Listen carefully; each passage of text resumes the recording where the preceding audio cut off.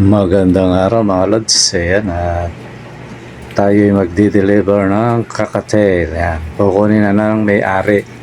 Yan yung sinasabi ko sa inyo na may kumuha na. Ayan. Let it, bang, bang. Magandang araw mga lods. Ayan, ganda na ng ano natin. Kapal na ng mga halaman mga lods. Yung aviary natin sa tuktok ng bubong. Ayan. At samantalang ano yan mga lods, kukunin natin yung alaga. Ayan, yung kakatail. At yan i-deliver natin mga lods. Ayan, sabay ano na rin yan. Sabay set up. Ayan, kinuha na ng may-ari yan.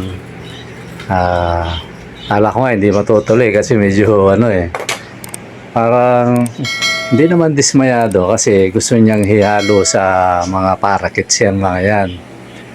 Pero sabi ko, gusto mo kaagad sumipol yan. Kasi minsan naninibago yan pag bagong lugar iiwalay mo. Naisip niya, bibili ng kulungan tapos yung paglalagyan. Kaya na pending ng konti. Pero siguro naisip din niya na tama yung sinabi natin na ihiwalay natin para kasi may irita yung mga yan pag naman na-testing ko naman yan na sumisipo lang mga yan, kaya lang the best na rin yung nakahiwalay para ma-enjoy nila yung buhay kakatil nila, di ba mga lads kumbaga tayo nagsasuggest tayo sa ating yung mga bumibili nagsasuggest tayo yung tama. Ayoko yung yung makabenta ka lang kahit mali sa paraan ipipilit natin. Ayoko naman yon. Kailangan lagi tayong mga lods. Lagi tayong parehas. Di ba Kung ayaw niya, okay lang yun. Wala tayong magagawa doon. Di ba Huwag tayong gagaya sa iba na makabenta lang kahit may sakit yung alaga bebenta. Di ba Ang totoo yung yung pinakita ko sa kanya na video na ibibigay ko sa kanya o ibebenta. Sa kabrad ko yun iba yung naibigay ko kasi pagtingin ko parang siguro nagkagatan sila may kagat ng konti lang naman sa paa. Kunti lang pero na nga kumbaga gumaling na. Kaya lang ayoko yung nagbebenta ng ganon. Di ba Sinasabi ko yung yung kung ano yung dapat. Sabi ko, hindi ko na ibigay sa yung isa kasi may kumbaga sa produkto may damage na konti. Pero wala naman yun kasi magaling naman na. Kaya na siyempre iniwasan natin yung bakit mamaya questionin tayo. Kaya yun. Okay naman yung sa doon sa kabrad ko kasi ang habol niya yung sipol. Totally, nung pag gano'n nga namin, sumisipol na kagad So, tapos nakababa na kagad yung pinakabalahibo niya sa yung pinakapalong niya, So, ibig sabihin, kampante yung ibon. Kasi, tinabi namin doon sa mga African, mga lods. Kaya yun yung kaganapan sa, doon sa kahapon. Kahapon ko dineliver yan Tapos nag-set up ng kulungan yun. Nakita nyo naman yung kulungan, naka-set up na. Kaya yun, may pampatukan na naman yung mga alaga natin. At yun mga lods, maganda ang presyo. Ayan. Walang kagandahan pag medyo magandahan ang presyo. So, maganda rin sa alaga natin kasi may mga patuka. Ayan mga lods. Tapos kung napansin nyo, di ba, yung dumaang video, nasa malaking cage na yung mga African natin.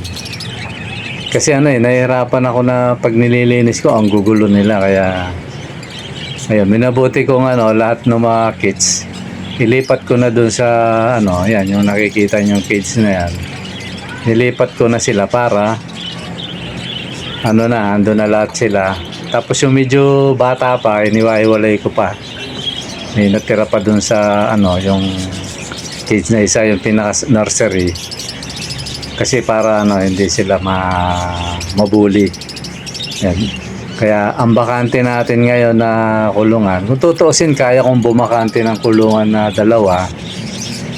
Pero hindi ko muna, kasi bala ko nga titingnan ko kung magdadagdag ba ako ng breeder o ano ba, di ba, no? Kasi yan, i-customize natin yan, gaya na sabi ko nung nakaraan. Kaya hindi ko pa magawa kasi busy pa tayo mga lods, may ginagawa pa tayo. Kaya kung makikita nyo yung mga African natin, maluwag. Totally yan mga lods, kung gusto nyo yan, gaya na sabi ko, kung merong may gusto niya, bibigay ko ng magandang presyo. Kung sabihin yung mababa, basta 3 o 4 ang kukunin nyo na pares. 3, gano'n, pwede na rin. Kasi lang naman yan 6 na pares. O 12, di ba, no? Magaganda yan. At yung isa dyan na, breeder na talaga, mga lots. Nakapagbuga na. Yan, makikita nyo naman kasi lagi nagtatabi yan Kaya kung korsonada nyo mga lods, message nyo lang ako. At magaganda yan, mga solid quality, kumbaga. Walang mga kasi basta siya, makinis. Kaya kung gusto nyo yan nyo na. Ngayon, kung kung may nag-i-interest na, sabi niya, Lods, parang yung ginawa ni Timo J, usap tayo sa usap tayo sa messenger, pag-usapan natin, di ba, no? Basta package, kunin lahat. Ganun ang laban, di ba, mga Lods, kasi kailangan nating mag-out kasi gaya nun, inawat ko na nga. Kumbaga parang hindi ko na nga nagbuga pa yung isa. Tapos yung isa umiitlog na. Kaya siyempre hindi naman natin kayang pakainin lahat yan. Ang ginagawa lang natin laging parang iniikot-ikot lang natin yung kasi lang naman natin to, hobby. Out, pambili ng patoka, out, pambili ng patoka. Puro ganun lang yan. Di ba na, mga lods? Punta na tayo doon sa doon sa totally hindi naman hindi naman eksaktong tanong. Sabi lang niya, Lods, sabi niya, nasaan na ba yun? Hanapin ko muna. Ito. Lods, magandang umaga po, sabi niya. Sa sunod po yung pagpares-pares ng mga kulay po. Lods, pag mag-breed, maraming salamat. So, ibig sabihin ni Lods, si Guards K10, yan. Rin to, breeder din to nag-aalaga rin. Matagal na rin subscriber natin to. Totally Lods, sa pagpaparis-paris, naman, ang parakits, hindi siya kagaya ng African. Di ba, no? Ang African kasi pag nagkamali ka ng paris dyan, hindi maganda. Totally may sumubok na niya, kaya kita nyo, may mga lumabas na African na mga pangit ang outcome. Kasi nga, siyempre, gano'n naman talaga kung tutuusin, nag-invento ka ng mga kulay, pag natsambahan mo, pera yun, di ba, no? Sa African yan, kaso, sa dami ng nagbe-breed, ayun, may mga maling parisan, kaya ngayon sa pet market, di ba, no? Lalo na, maraming pet market di na tayo babanggit kung saan. Makikita nyo, may mga binebenta na hindi maganda yung pagka-breed. Madungis, o basta hindi maganda. Kaya nga yun ang lagi sinasabi ng mga breeder na kailangan mag-research ka, mag-sorry ka, magtanong ka. Yan, kagaya ng natin, ng channel natin, Kasi, pag nagkamali ka, hindi pa quality yung ibon. Low quality. Kaya iwasan natin yan mga lods. Sa African yun, di ba, no? Kaya ako, sa African, hindi natin kayang bumili ng mamahalin, tsaka maraming kalaban dyan. Siyempre, kung bibili ka, yung sikat na. Di ba? Yung breeder na sikat na. Kasi, siyempre, mahal yung ibon Pag hindi ka kilala, malabo. Pwede yung bagsak presyo. Pero kung kamoy kukunin yung presyo, malabo na yun. Sa panahon ngayon, punta tayo sa kids. Sabi ni Garsten, sunod naman daw yung, ito nga, yung mga paris-paris ng kulay. Totally, Lods, hindi naman sa Africa, sa kids, walang selan dito. Kasi hindi naman siya kagaya ng Africa na kailangan may pagbatayan kang kulay, o mutation. Dito naman sa mga kids, walang problema Halimbawa, ang iparis mo normal versus spangle, wala namang problema yon kung yun ang tinutukoy mo walang problema. Ako nga ang ginagawa ko, kasi may mga rules yan nilagyan rules, pero bagamat may rules yung sa kids, hindi naman maselan. Pag nilabog mo, wala naman selan. Manapa, nakapagpapalabas ka ng kakaiba.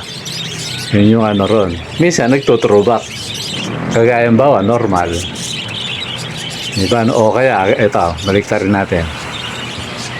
Nasa na siya, diba, palo. Pinarisan mong normal. May tendency maglabas ng normal yan, siyempre. Pinarisan mo ng normal Diba, no? Hindi siya paganda. Babalik siya sa normal, magtutrobak. O kaya, pala, pinarisan mo ng normal. Magbubuga ng normal yan. Diba? Yun lang ang nun. Yun lang yung epekto nun. Pero para yung halimbawa, pinarisan mong normal, papangit. Diba, no? Kasi kaya ng African, yan masyadong sensitive yung labanan dyan Pag naparisan mo ng maling mutation, ayun, papangit yung yung outcome. Tsaka masisira yung yung combination na hinahabol mo, kasi yan pataas na dapat yung mutation sa African. Pero sa kids, walang problema. Parisan mo ng normal, parisan mo ng walang kaso yan. Ako ngayon, nagparis ako yung dominant. Di ba, no? Dominant na ang kulay niya green, yellow. Tapos may black, di ba, no? Yung, para sa akin, magandang yun. Kaya nga, matagal na rin sa akin yun. Hindi ko ina-out yun Parang yun ang pinagkukunan ko ng pag gusto ko magpalabas uli ng ganong, mutation. Sinasalang ko. Dati sinalang ko yan sa puti. Nakita ko yung yung outcome niya, hati. Kumbaga, lumabnaw yung pagiging dilaw niya, kasi ang pagkadilaw ng dominant na yun, matindi. Tapos yung green niya. Pinarisan ko ng puti, yung white ball. Minsan red ball lang inaano ko dyan pinaparis ko So ang buga nun, nagbubuga siya ng white ball, nagbubuga rin siya kasi may dugong red eye yung white ball. So may puti na pula mata, may normal na ang mata. Tapos nagbuga siya ng nagbuga ng dominant, malabnaw na, naging parang krinino ang pagiging dilaw niya. Pero siya, dominant, di ba, no? So, ganun ang nagiging labas. Tapos, minsan may lumalabas din kagaya niya. Dilaw na dilaw siya, tapos yung green, dominant, halo kasi yun So, ganun yung yung nagiging outcome niya. Tapos, pinaris ko rin sa sa ino. Yung red eye, na dilaw. Ang outcome niya, lamang naman yung yung mga ino. Pag yung dilaw, sabihin lamang na lamang siya. Konti lang yung lumalabas sa kanya kasi kasi itong domino na to may laing ino. Tapos pinarisa mo ng ino. So, halos 75% ng anak ganon. Tapos may lalabas na batik. Batik lang. Kagaya nung pinapakita ko sa inyo na na gatuldok lang talaga siya. Yung sa pakpak. So, maganda, di ba, no? Hindi siya purong hindi siya purong Lutino. Di ba, no? So, ang tawag na doon, recessive.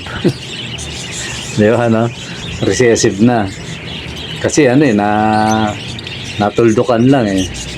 Although ano yan, minsan nagtataka ako bakit ba't recessive ganyan. Ano rin minsan eh, di ba may libro yan na dapat ang ibubugay niya, ganito. Pero huwag kayong magtaka ron kasi ang ano naman, maaaring sa bloodline yun. May lahi siyang recessive, di ba no? O kung ano mang lahi yan, lalabas at lalabas yun. Kaya lang mas makinis na o mas pino kasi dahil nga ang pinaparis mo, ganun siya, kagaya ng Lutino. Pinaris ko, tapos lumabas, recessive nga. May recessive isa.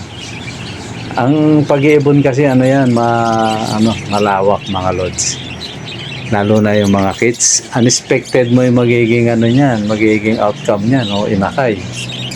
Kasi nga ano yan, dapat alam mo tugay-gayan yung bloodline niya. Ako nga, minsan nakakalimutan ko na yung mga bloodline nila. Kaya minsan pag may lumabas na ganyan, iniisip ko, sabi ko, sino ba tatay na ito, ganyan. Ayun, natutuntun ko pa rin kung saan siya galing. Kaya ano yan, ang pag-iibon, kung kulay-kulay ang ano yan, sa akin walang walang kaso yun. Ngayon, kung gustong malaman ni Lods yung halimbawa, yung outcome niya, yan, hindi ako sumusunod doon, Lods. Hindi ako sumusunod kasi gusto ko makapagpalabas ng siyempre, yung sarili nating kulay. Diba, nakita niyo yung mga lumalabas sa akin. Hindi ako sumusunod sa libro eh. Pagamat hindi naman tama yung libro, pero hindi ako sumusunod doon. Nag-iiba ako ng direction pero maganda naman ang kalalabasan. Diba, no? Ganun yun mga Lods. Kasi yung sa kulay-kulay, para sa akin, Lods, kay Girls, Girls 10. Ano yan, sa pagpaparakits kasi, ikaw yung gagawa ng mutation mo. Diba, no? Ikaw yung gagawa. Huwag kang aasa dun sa mga Lods, ito general na. Huwag kayong aasa dun ganito. Hindi. Kailangan gumawa ka ng sarili mong Kita mo yung ginagawa ko. Gumagawa ko ng sarili kong diskarte. Diba, no? Kita nyo naman, maganda naman eh. Kaya kung sa kulay, walang yan. Para sa akin, walang delikado.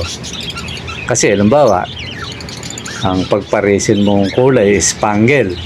Di ba? Kasi may double double factor, single factor. Di ba, no? Ano yun, para sa akin, nagdaan na ako doon eh. Nakita ko, kasi ako, madali ako magsawa sa basta nakita ko na kung mapapansin nyo yung unang pinraject ko puti hindi naman unang-una talaga puro dominant. Ayun, gusto ko yung dominant ang dami nga ron hindi ko alam, marami palang magagandang dominant na nailabas ko ron in-out ko lang. So ngayon siyempre puro dominant tapos nagano na naman ako ng spangle. Diba? Ang daming spangle. Tapos dilaw. Ang daming dilaw. Tapos puti. Ang daming puti. Tapos ngayon nasa dilaw na naman ako. So ngayon gusto ko na naman bumalik dun sa sa dominant at saka recessive. Yan. Ikot-ikot lang mga Lods. Tapos hanggang sa makapagpalabas ka ng kakaibang ibon. Ngayon, meron na naman akong sa ibonan ko to mga Lods. May naispatan na naman ako, kakaiba na naman siya. So di maganda. Para sa akin rare yun. Siguro, hindi ko na titingnan yung marami yan. May mga gumaganon sa ibonan ko lang naman yon. Na sa ibonan ko, mula nung nag-umpisa ako, tapos may lumabas na ganito. Para sa akin, sa ibonan ko, rare to kasi may bagong labas na mutation. Ganun lang naman yun mga Lods. Katuwaan na natin yun, kasiyahan na natin na pag may nagbuga ng ganyan, kakaiba to masaya na tayo ron. Di naman tayo nagkikipag-compete di pag nakapagpalabas tayo talagang super rare, di salamat, ganun lang sa pag-iibon mga Lods. So yun lang yung siguro kaya ko sagutin sa'yo Lods. Tapos yung yung isa naman yung pong magandang papaksin Hindi ko maintindihan yung ano. Iba yung ano, 5 days ago na to eh. Hindi ko mag-gets, Lods. Pasensya ka na. Siguro ulitin mo lang. Si Meli Embong, yan. Yeah, ulitin mo na lang, Lods, yung ano mo kasi mahirap ano eh, intindihin ano. Tapos, ito namang isa si Junelli Kanda, yan. Lods, sabi niya, tanong lang. Yung breeder ko na dalawang pares na babae, namamatay. Siguro namatay, ano. Tapos pagtingin ko, ang laki ng tiyan. Ewan ko, sabi niya kung bakit parang puro tubig ang laman, sabi niya. Yun, kakaiba to mga Lods. Malaki yung tiyan, tapos puro tubig. Paano mo nalaman puro tubig? Binuksan mo ba, Lods? Di ba, no? Ano yan? Baka ano, kasi ako may na-encounter akong gano'n sa ibunan ko. Malambot yun tiyan, kala mo tubig. Di ba? Pero may ano siya. Anong tawag yun? Yung minsan hindi niya mailabas yung itlog niya o sobrang taba. Ayan, dalawa yan eh. Sobrang taba niya o yung itlog niya hindi niya nailabas. I-comment nyo nga mga Lods, ano ba tawag doon? Yung sumobra yung taba niya tapos hindi niya mailabas yung itlog. Yun. Kung yun yung ano, kung yun yung problema, Lods, sobra sa patuka. Ayan. Sobra sa patuka yung ano, yung alaga mo, baka marami kang magbigay ng patuka.